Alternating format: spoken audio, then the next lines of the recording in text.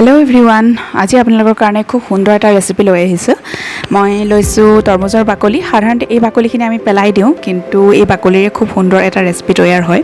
গতিকে আজি ভাবিলো আপোনালোকৰ সৈতে হেতুকে শেয়াৰ কৰো আৰু তৰমুজৰ এই ওপৰৰ হিউজিয়া অংশখিনি বহুত ডাঠ ভাজিলেও এইখিনি গলি নাযায় গতিকে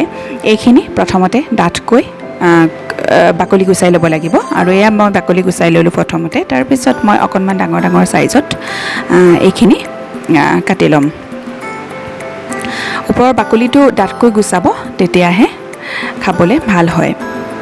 আৰু এয়া দেখিছেনে একেবাৰে সৰু কৰা নাই মই অকনমান ডাঙৰ কৰি ৰাখিছো আপোনালোকে ইচ্ছা কৰিলে একেবাৰে মিহি কৰিব পাৰে যদি আপোনালোকৰ হাতত সময় কম থাকে আৰু এতিয়া তাৰ পিছত মই কেৰাহীত তেল দিলোঁ এইখিনি প্ৰসেছ আপোনালোকে সকলোৱে জানে নতুনকৈ ক'বলগীয়া নাই আৰু তাৰ পিছত পিঁয়াজ দিলোঁ পিঁয়াজখিনি ভাজি অকণমান আধা সিজা হওঁতে মই অকণমান থেতালি লোৱা আদা দিছোঁ আৰু ইয়াতে লৈছোঁ মই জিৰা গুটি আৰু চফ যদি চফ আপোনালোকে বেয়া পায় তেতিয়াহ'লে নিদিবও পাৰে আৰু মই সুগন্ধিৰ বাবেহে চফটো ব্যৱহাৰ কৰিছোঁ নিদিলেও কোনো আপত্তি নাই গোটেইখিনি ভালদৰে ভাজি লোৱাৰ পিছত প্ৰয়োজন অনুসাৰে নিমখ আৰু হালধি দিছোঁ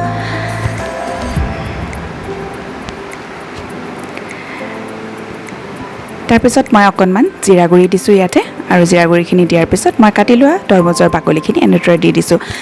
চব্জিত যদি অকণমান মিঠা মিঠা ভাৱটো আপোনালোকে বেয়া পায় তেতিয়াহ'লে বাকলিখিনিৰ যিটো ভিতৰৰ ৰঙা অংশ সেই অংশটো আপোনালোকে একেবাৰে আঁতৰাই দি কেৱল বগা অংশটো ৰাখিব পাৰে বাকলিৰ আৰু এনেদৰে ৰাখিব পাৰে মই ৰঙা অংশটো ৰাখি দিছোঁ অকণমান মিঠা হ'লেও খাবলৈ বেয়া নহয় যিহেতু তাৰ পিছত এনেদৰে ঢাকোন উদঙাই মাজে মাজে লৰাই থাকিব লাগিব আৰু এই ভাজিখন কম জুইত ভাজি থাকিব কাৰণ পটকৈ লাগি যায় কাৰণ ভাজিখন যদিও তৰমুজ পনীয়া হয় তথাপিও এই ভাজিখনত কিন্তু ভাজিৰ পৰা বাকলিটোৰ পৰা পানী নোলায় গতিকে অকণমান শুকান ভাৱ হয় কিন্তু সিজিবৰ কাৰণে মই অকণমান পানী ব্যৱহাৰ কৰিম একেবাৰে যদি পাতলকৈ কাটে তেতিয়াহ'লে পানী ব্যৱহাৰ নকৰিলেও হয় মই অকণমান ডাঙৰ কৰিছিলোঁ সেইকাৰণে এতিয়া পানী অকণ ব্যৱহাৰ কৰিছোঁ তাৰপিছত ঢাকোন দিয়াৰ পিছত প্ৰায় সিজিয়ে আহিব আৰু তাৰপিছত মই দুটা জলকীয়া দিছোঁ প্ৰথমতেই দিব লাগিছিলে কিন্তু মোৰ দিবলৈ থাকি যোৱাৰ কাৰণে মই জলকীয়াটো পিছত এড কৰিছোঁ আৰু এতিয়া দেখিবলৈ পাইছে নিশ্চয় মই হেতাৰে ভাঙি দেখুৱাইছোঁ সিজিছে এইখিনি এই ৰেচিপিটো আপোনালোকে ৰুটিৰ লগত খাব পাৰে নাইবা ভাতৰ লগতো খাব পাৰে খোৱাটো আপোনালোকৰ নিজৰ পচন্দ অনুযায়ী কৰিব